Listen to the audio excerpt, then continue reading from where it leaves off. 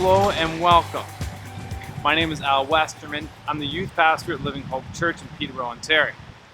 And we have been going through a series on 1 Corinthians, but we concluded that last time. So now I'm going to do an off week and we're going to talk a bit about something that's been near and dear to my heart for quite a while now, and that is manliness.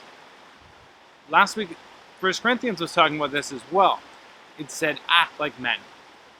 So I look up, what does that mean? Well, it means to have courage, it means to have obedience to what God is calling you to, and it means to have the sense of bravery.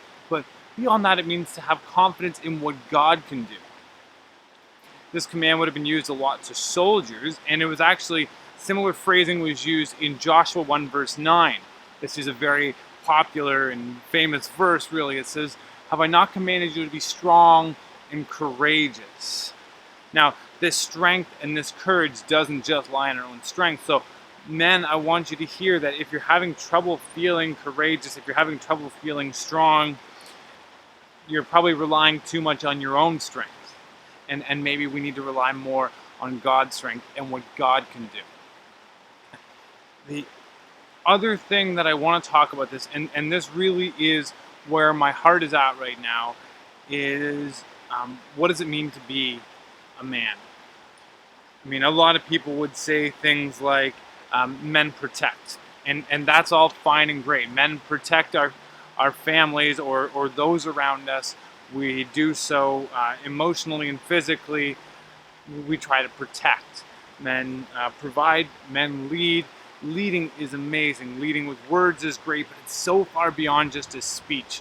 Leading with your actions is one of the most powerful things that you can do. Men lead.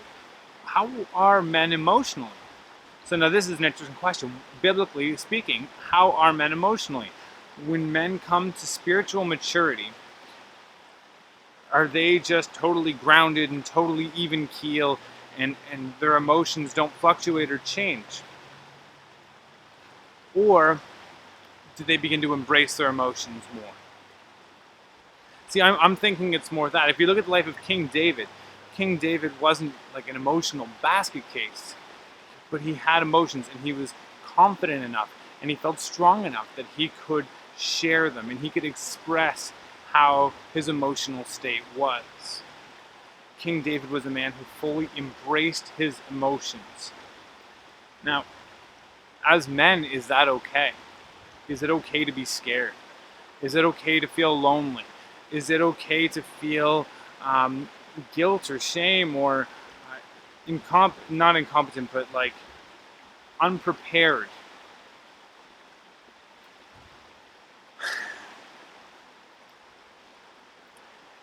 It's great if you're able to share this with a loved one, such as a wife or a dog or something like that.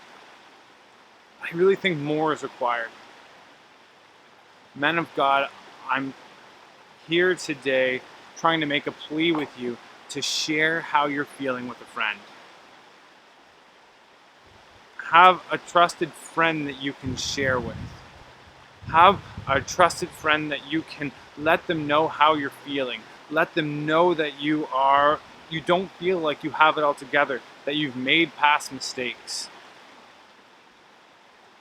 Something I've talked about before and I'm going to talk about again is shame. Shame is the killer. Shame takes away all of our momentum.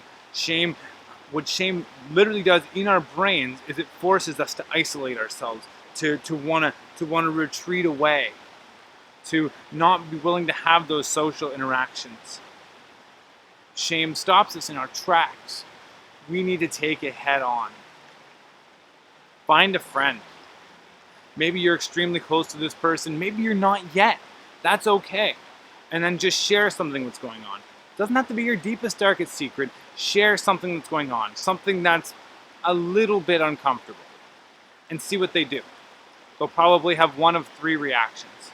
One of them is they'll start talking about the weather.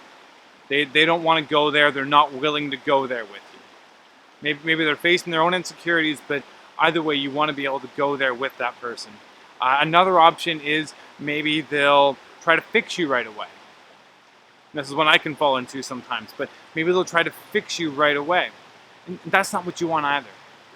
But maybe they will listen to you. Maybe you can feel heard. Maybe you can feel validated for the way that you're feeling or what your experiences are. I had this a couple weeks ago. I was having a conversation with a trusted friend, and we began to share with each other back and forth. And there came a time when I began to share something that I had never shared with anyone. And the reason was because I felt shame. I felt like this is something that I couldn't share. I couldn't tell anyone. I had to keep this to myself, because if I were to tell someone else, they wouldn't understand. That they would think I'm too weird, or I'm too goofy, or I'm too something. I didn't know, but I knew that I was going to receive shame and guilt, and no one was going to understand me or accept me if they knew these things about me.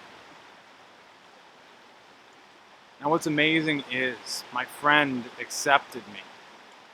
He met me with grace, he met me with acceptance, he met me with validation. And he in turn shared with me, and I met him the same way. We both left this conversation feeling so much lighter, having shared our emotional burdens with each other. My beloved, this is how it's meant to be. God has given you friends. He has given you people in your life to share these things with. You're not meant to keep it to yourself. Whatever that thing is that you feel shame about, there is someone out there that you can share it with. There is a friend that sticks closer than a brother. Cultivate these relationships. Make them frequent. You don't have to, and if you're getting professional help, that's fine. That's amazing. I'm very proud of you. But you don't have to hire someone to listen to your secrets if you have to feel like you need to get something off your chest. God has given you friends. Again, I'm not discrediting professional help. That can be very helpful.